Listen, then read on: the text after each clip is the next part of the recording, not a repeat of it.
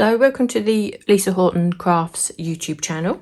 My name's Claire Newcomb and today I'll be using the embossing folder and the layering stencils from the Cosy Christmas Home collection. I should be making this shaker card. You can see also that I've got some of Lisa's acetate in the background and I've used some of the nesting circles also to create the frame.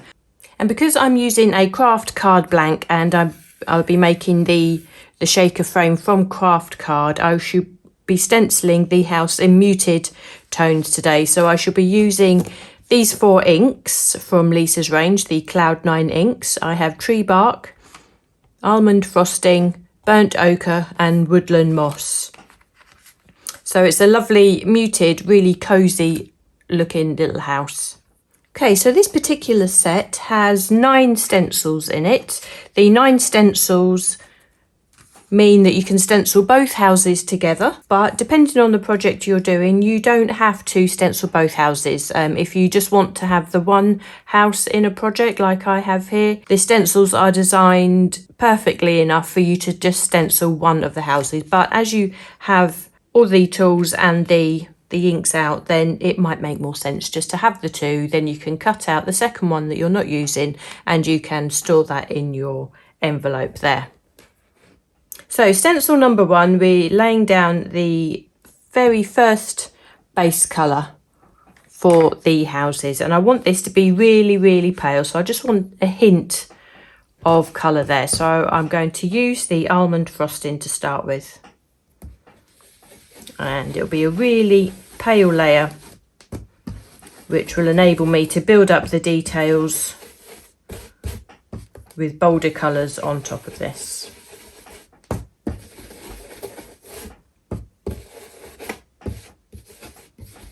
Now, I was asked the other day by somebody new to stenciling this with this format, is there any way that you can damage the stencils? The question was directed mainly at the types of inks that you use, but I think in general, these Mylar stencils, as long as you look after them, they are pretty robust. The only thing I would say is, and Lisa would tell you this herself, is that to get some of the intricate details that we have, just some of the areas of Mylar here are incredibly thin, and this goes across the whole range. They're incredibly thin, which enables us to have this super fine detail on the images. And just as long as you are aware on each of the stencils where these slightly more delicate areas are, it's absolutely no problem. This area in particular, you can see it's lifting a little bit, but all you need to do when you stencil over this bit, just go with the flow of the design, and that way you'll get the best image when you remove the stencil underneath, and you are just protecting that delicate area of the stencil. When it comes to inks, there's not really very much that can destroy it. It's possible that if you're using a permanent ink, it may stain, but as long as you wipe away any of the excess ink, it really won't alter your stenciling experience as you go on. So we have stencil number 1. Stencil number 2 sees us stenciling the centre of the larger house and just the roof of the smaller house there. So I want to have this area on the larger house pale again, because this is the body of the house. And I shall come in with just a little bit darker just to define the top of the roof there. So I shall use tree bark and a stencil brush just to make this area slightly darker. Stencil number 3, we have more details sitting on the larger house here. So again, I shall come in with a darker ink and a stencil brush. You notice also that we'll have the chimney on this particular house as well, so in a second I shall just come back in and stencil that with almond frosting again, so as it matches the rest of the house there. So we have the darker details on the smaller house as well, so again I shall come in with that darker ink, the tree bark, I think it's really nice to show you that you can stencil these houses with a really traditional set of colours. They look absolutely amazing with the bright and vibrant Christmas colours also, and I shall be doing a video on that next, so that you can see how to build up an image and mask what you've already stenciled. I know we're familiar with masking when it comes to stamping, perhaps not so much with stenciling, but on that particular video I will use the brighter, more fun colours as well.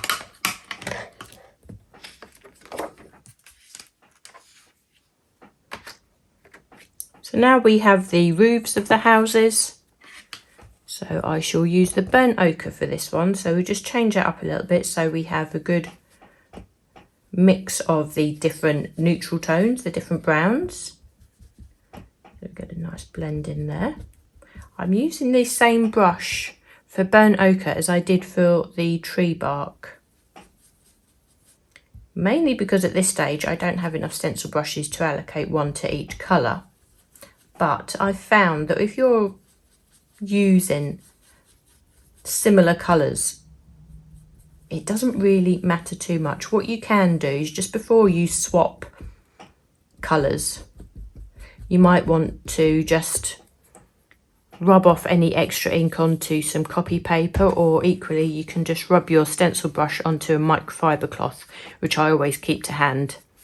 So that just takes off any of the excess ink, which means that you can go in with a second, probably similar colour, I think would be the best option. So I'm just going to add a little bit of tree bark there, just to add a little bit of depth to those areas. So again, we have the dark area coming into the top of this house here, so I will use the dark tree bark again.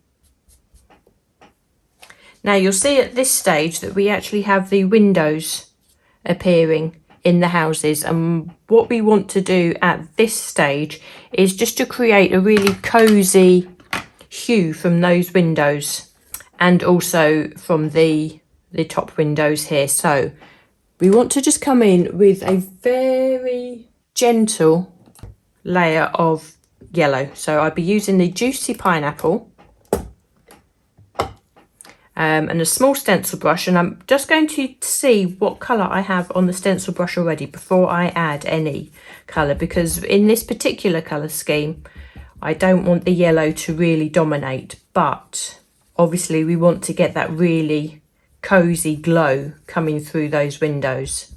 So I've taken a little bit of ink there and just stenciling that through, and you can see at this stage you have that just glow coming in. Now I think it's nice if you can do this with a little bit of thought to the shading, and perhaps if you just spread the ink from one direction, you will sort of automatically get a little bit of shading going on there. So we have the right side of these windows would be slightly more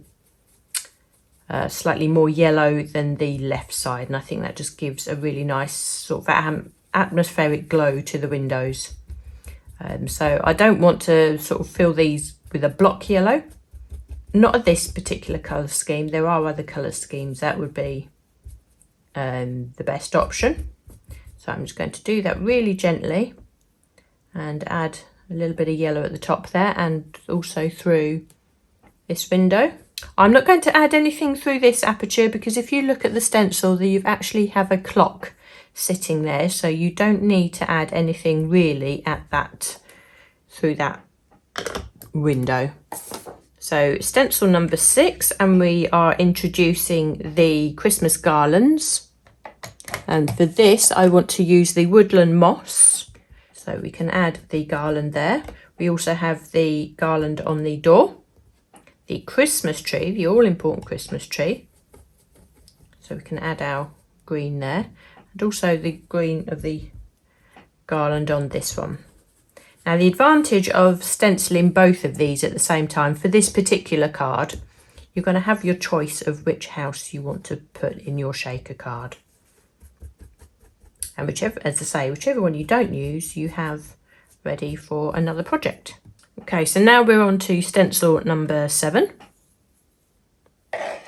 And we have the door, we have the top of the window, top of the chimney. So I do want to have these quite dark, I think. So I shall come in with the tree bark. And also we're putting the window sills in here as well. So I think it's quite important that they stand out quite a lot. So we'll come in quite dark with the tree bark, and that will make a nice statement on those houses there. On the smaller house here, we have the detailing on the chimneys. So we have the sills on the chimneys.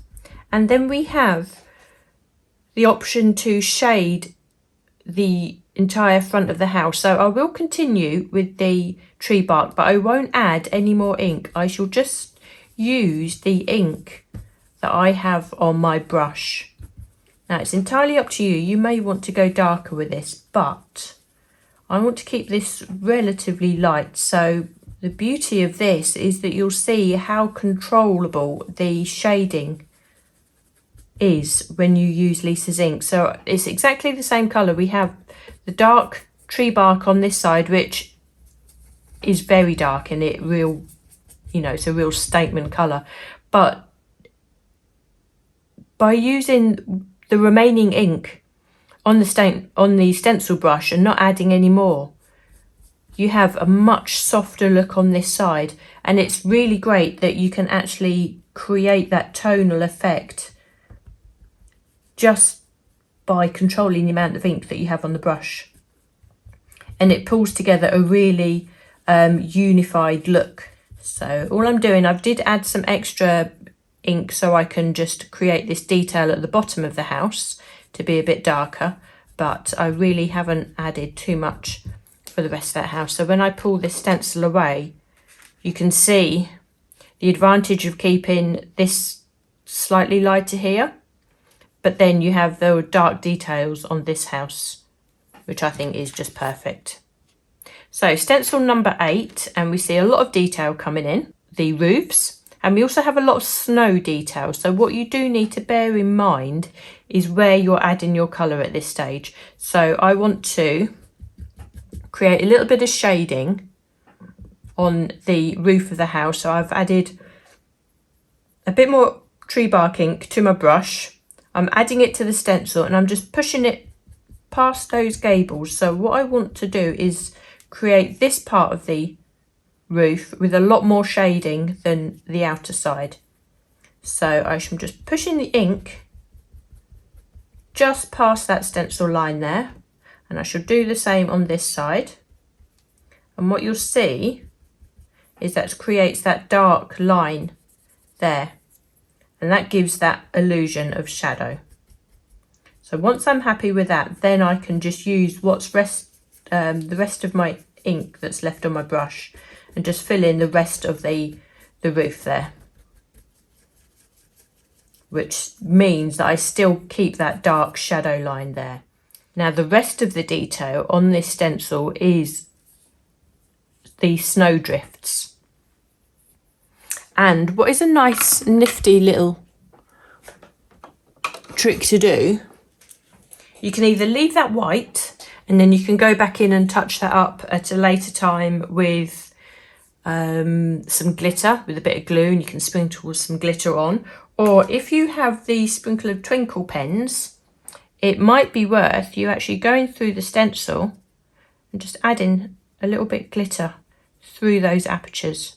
Now this doesn't damage the stencil at all. Obviously you'll need to make sure that you give it a quick wipe. We also have the snowdrifts, which I think is a really nice idea to add some extra glitter on. So we just go through the stencil there, and that is just enough just to add a little bit of extra detail. Now, as I say, if you don't have these pens, you can leave these layers free. Then once you've finished, add some glue there and sprinkle some glitter on. That would be another way to do that. But I think that's a really nice little touch. Now we have our clock face here, so I will just add a little bit of detail there to highlight that. And I shall use the almond frosting. So I'll just come in a little bit darker there. Now, you won't be able to appreciate this at this stage. I'll perhaps show you a little bit later on, but you can see those areas where I've put the twinkle onto the image. Now, stencil number 9 is the final detailing with the garland and into the trees, and this is where we actually add some of the detailing to the windows to actually put the window frames in. So I'm going to start with the clock, and I will make this stand out, so I'll put a little bit of tree bark on there and just stencil through that so we have that appearing at the top of this house. There's a little bit of detailing on the top of that chimney. Again, I'll come in with the tree bark. Now, with what I have left on the brush, and I really don't want to add any more colour, I am just going to swipe a bit of colour over the windows. That is going to be enough just to add the window frame detailing. It won't take away the cosy glow from the yellow that we added earlier on. But just trust in the amount of ink that you have left sitting on that brush. You may not think at this stage that much is happening, but as I say, do trust in the quality of the inks and how much these brushes release every last amount of colour that they have sitting on them. And that will be enough just to put the detailing into those windows. Now, before I move the stencil, I do want to come in with the juicy pineapple again. Now, you can choose any colour for this, and this is to add the extra detailing on those garlands. Now, I want to come in with a yellow because I want to keep everything with quite a theme, but if you're doing this in really bright, fun colours, or even traditional green and red colours, which they would equally work that way, you can come in with the red or a pink. For these, there are either berries or lights, depending on how you see them and even how you add colour to them. So make sure that we add enough colour in there, and on the tree as well. Even the detailing on the tree, we can add a little bit of colour going on just there. And notice I'm using the smaller stencil brush for this. This gives me a lot of control with where I'm adding that ink. So when I take that away, you can see you have the yellow on the garland sitting there, you have the detailing coming in on the windows, and now I can lift this and I can try and show you where the twinkle was added to add that little bit of snow. You can see it sitting there on the top of the door and round the windows also. So now that we have the houses stenciled, we can come to our embossing folder set and we can die cut those houses out and then go on to emboss them. So I would suggest die cutting them first, and then you can see that the way the embossing folder is set up, you can emboss either one or two of the houses at the same time. If you're perhaps new to this, it might be worth doing the houses individually so you can line them up and make sure that they stay in place. So as with all of Lisa's sets, it's so easy to line up the dies. Now you can actually die cut these both together. So with the houses cut, we can go and emboss them. So make sure you line them up in the embossing folder. So we can line both up. So we hold them in place. So now they're embossed and all of those little extra details were really brought to life. Now to construct the card, I have a craft card blank here. It's measuring just short of 6 inches square. I'm not using any design paper. I'm using a sheet of Lisa's Fabulous acetate. So I have cut this piece just smaller than the 6 inches, so we sit with a little border around the outside. I'm using the polka dots on this particular one, and you'll notice here that I've actually used the one with the splatters, which when used in a Christmas card, I think it looks like falling snow. Now Lisa's acetate does come with 2 layers of protective film on there. So once you peel that away, and you can see how easy that was just to remove, it shows you just how clear and beautiful that acetate is. Now, the acetate can be notoriously tricky to attach to a card, but fortunately we've got enough of a focal image on this card to not worry about whether the glue is going to show or not. So all I need to do is just add some glue to the centre there, and I know that this will be covered. Now, to create the actual shaker element that's going to sit onto the card, I've used Lisa's Super Smooth card in the back, and I've a piece of craft card in the front. And I've chosen to use Lisa's nested torn edge dies, but you can use any of the nested dies that you have available. I've created the frame by using 2 of the circles. So I've gone for the largest circle and a size 3 sizes down. Okay, so that gives me a really nice width to the frame, and that will be more than enough to work with when I add the 3D foam there.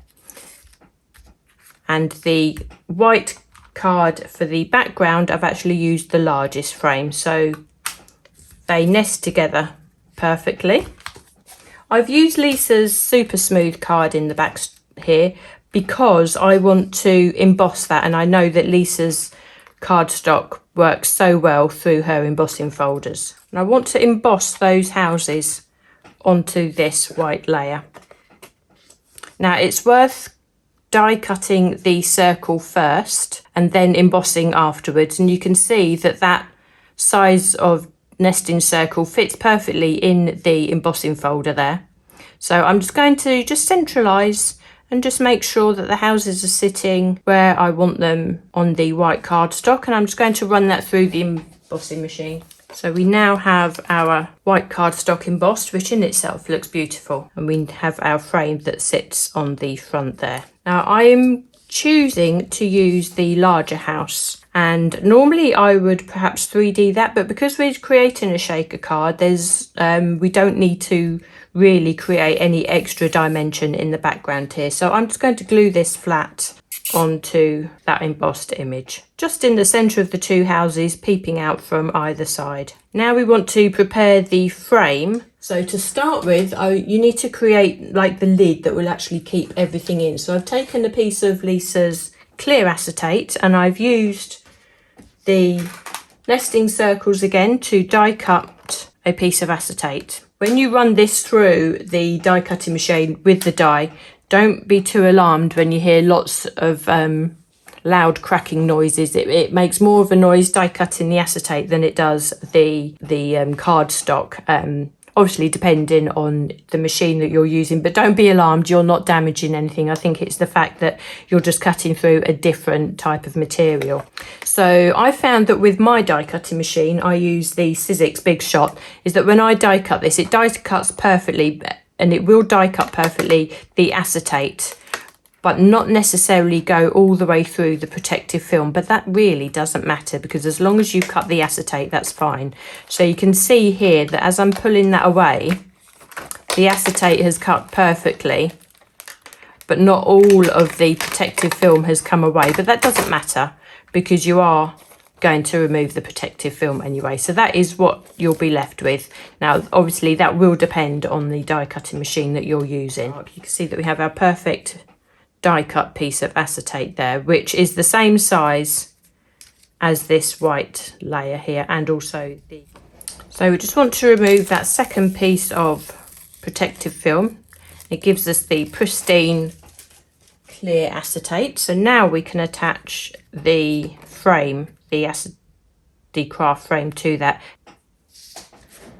So next thing we need to do, we need to create our dimension on the underside of this. So I'm using strips of 3D foam. It's a long continuous strip.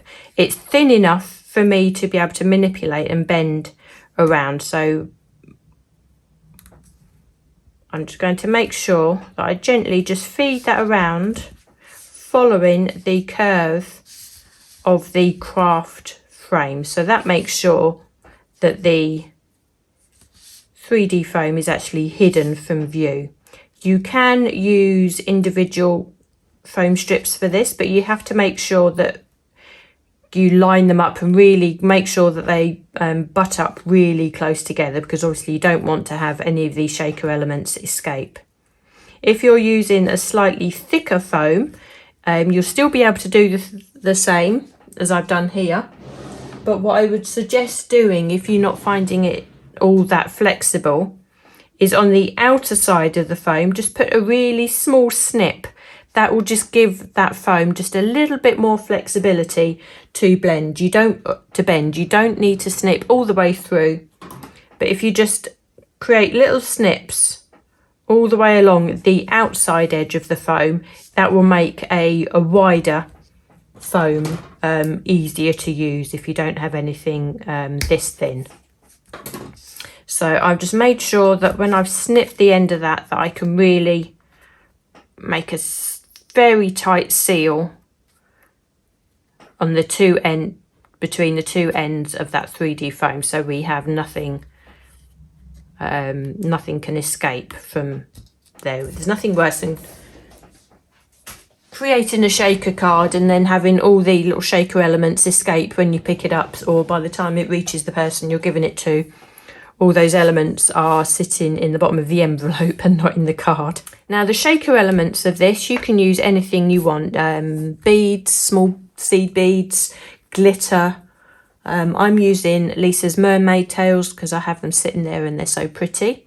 You can even use like little confetti pieces. I know with some of Lisa's more intricate dies, I'm thinking of the ornamental circle, a lot of when you die cut those, you have lots of little bits, little hearts, little circles that are tiny, that you would normally throw away. It might actually be worth keeping those little elements. It might be worth keeping those little elements each time you use the die and use them in your shaker pieces also. I'm talking about the circle ornamental, where you have these little hearts that are cut out and they seem such a shame to throw away. But even the rest of these shapes here, I think that if you cut them out of glitter card or from various other projects, just keep them, then you can use them in your shaker cards as well. So we can add these shaker elements now to the card. So this is all stuck down.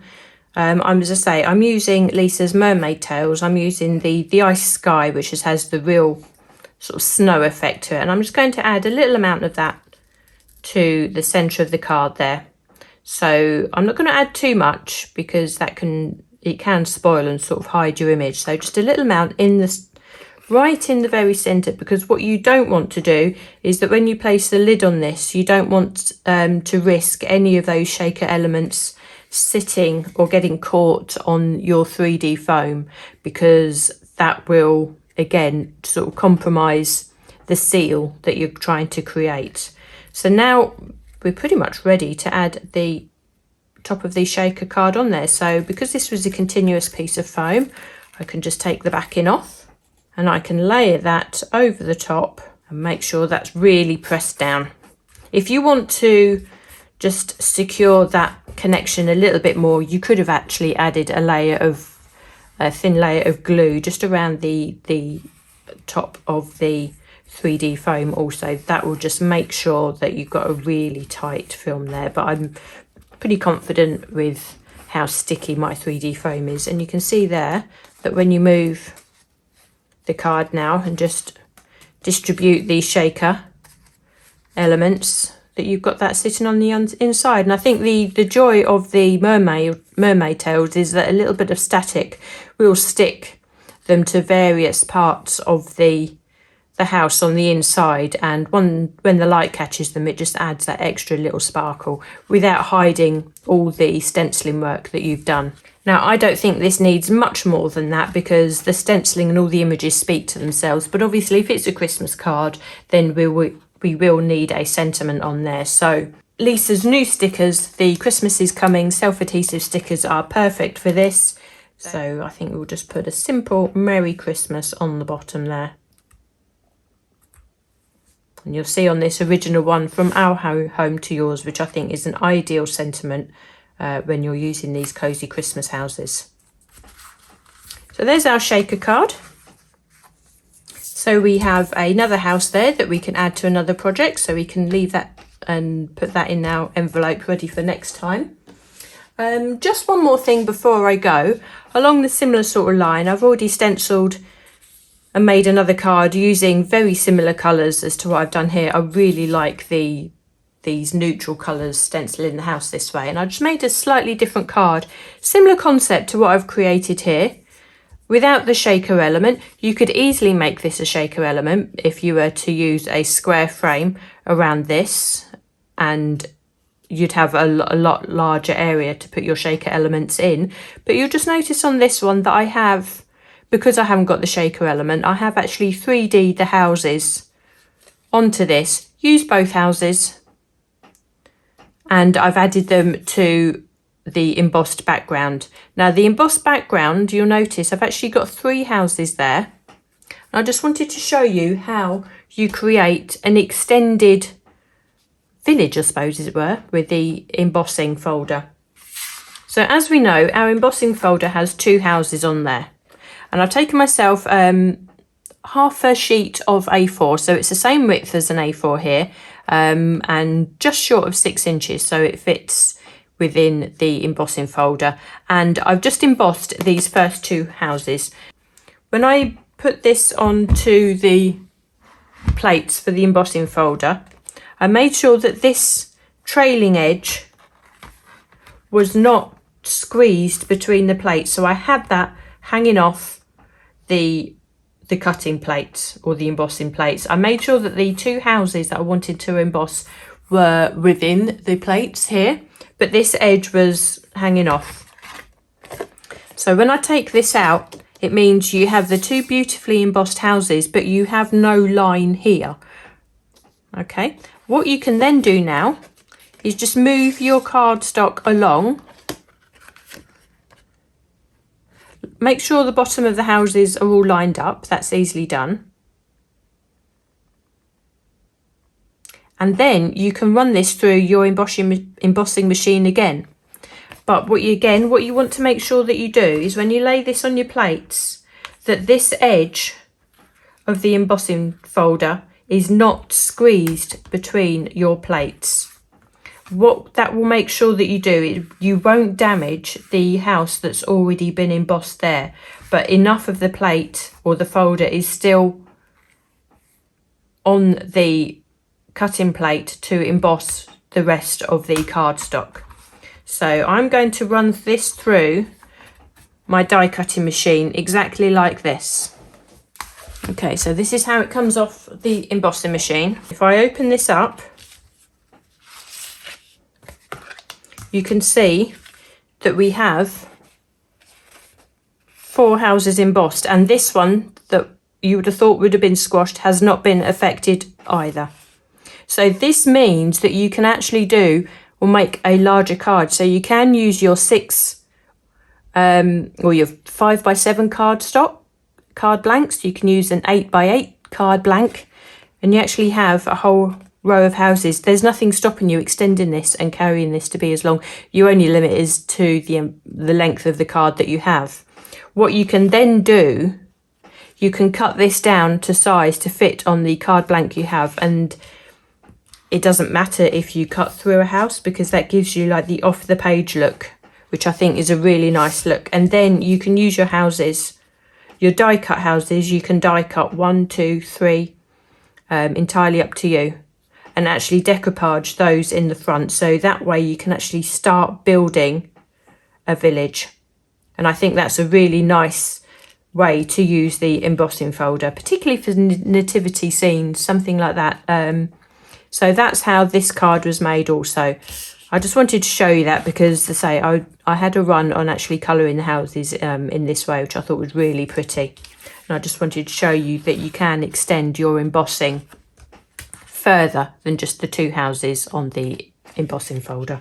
It's great to be able to bring these tutorials to you on YouTube, but if you do have any questions, do remember that we have the Crafting with Lisa Horton group where you can come through and ask any question to either us, the design team, or fellow crafters, and there'll always be somebody on hand to answer that for you. I look forward to seeing your makes in the group. do subscribe to the channel so you'll always be notified when there are new videos coming through for you to watch. And thank you so much for joining me. Take care, everyone.